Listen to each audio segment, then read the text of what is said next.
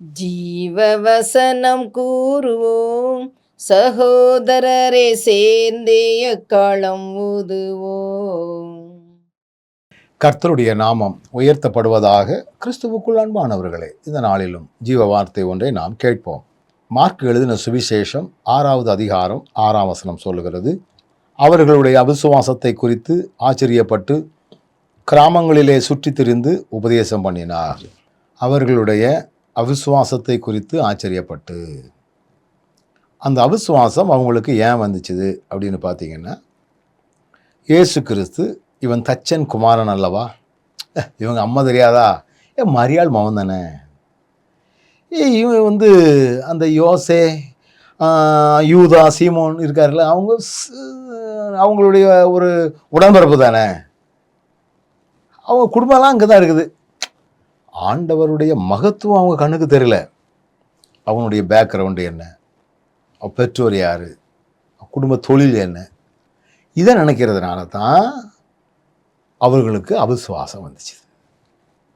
இன்றைக்கும் சில ஊழியர்களுக்கு தங்களுடைய சொந்த ஊரிலே கனம் இருப்பது ரொம்ப கம்மி. அவன் தானே, இவன் தானே, அப்படிதான். இன்னைக்கு நிறைய நேரங்களில் அவிசுவாசங்கள் வருவதற்கு இது காரணமாக அமைகிறது. ஆண்டவரே, எங்களுடைய அவிசுவாசங்கள் வந்துவிடக்கூடாது. அந்த அவிசுவாசம் மாறுவதற்காகத்தான் ஆண்டவர் கிராமங்களிலே சுற்றி திரிந்து உபதேசம் பண்ணினார் என்று வசனம் சொல்லுகிறது.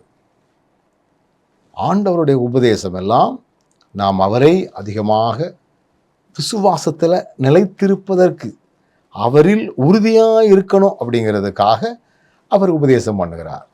நாமோ பிரசங்கிக்கிறவர் யார் என்பதை நாம் பார்க்குறோம், குடும்ப பின்னணியை பார்க்குறோம், உடன் பிறந்தவர்களுடைய காரியங்களை பார்க்குறோம், அற்பமாக எண்ணுகிறோம்.